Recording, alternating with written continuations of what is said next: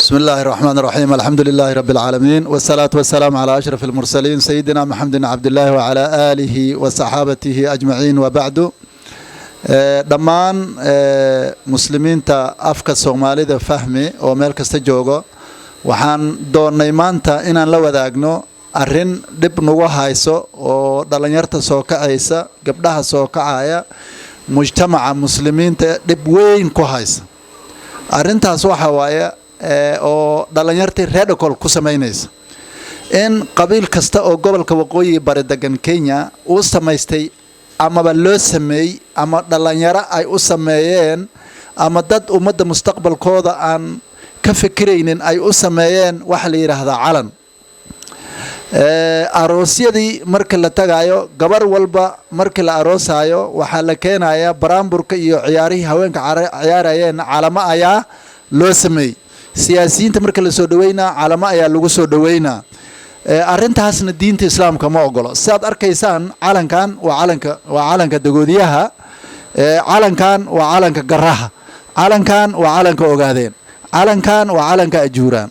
arrintaas diinta islaamka maxay ka qabtaa? nabiga sallallahu alayhi wasallam waxa uu leeyahay naxariis nabadgelyo korkiisa ha ahaatee, naga mid maaha ninki laysa minna man daa ila asabiyya, naga mid maaha ninki qabiil ugu yeera ama reehebelow ama ano reehebel dhah. walaysa minna man qaatala ila asabiyya, naga mid maaha ninki qabiil ku dagaalamo oo qabiil u dhinto. walaysa minna man maata ala asabiyya. marka nabiga wuxuu leeyahay naga mid maaha ninki qabiil u yeero oo reehebelow dhaha, naga mid maaha ninki u dhinto ama ku dhinto asagoo qabiilkiisii u dagaalama ama qabiilnimo u dagaalama ama qabiilnimo faafina ama shaqadiisaba qabiilnimo ay noqotay. marka nabigana hadduu dhaha naga mid ma aha, macnaheeda waxa waaye muslimiinta ka mid ma aha. ilaahay subxaanahu wa tacaala waxa uu leeyahay wactasimuu bixablillaahi jamiican, war xeraga ilaahi oo islaamka, xeraga ilaahina waa diinta islaamka qabsada. yaa ayuha nnaasu innaa khalaqnaakum min dakarin wa unhaa wajacalnaakum shucuuban wa qabaa'ila litacaarafuu. qabiilnimada ilaahay subxaanahu wuxuu leeyahay waxaan inka abuurnay rag bilcaan aan ka abuurnay. qabiilnimadana waa un in laisku barto oo arrimaha dhaxalka iyo dhiigga la magaayay iyo maxaa la dhihi jiray sabaynaha la xiraaya iyo nasabka maxaa la dhihi jiray cunugan aabihiis waa kee, wiilkii gabartiisa dhashay ay isguursanin. intaas un baa qabiilka faa'iidadiisa. walidaalika waxaa naga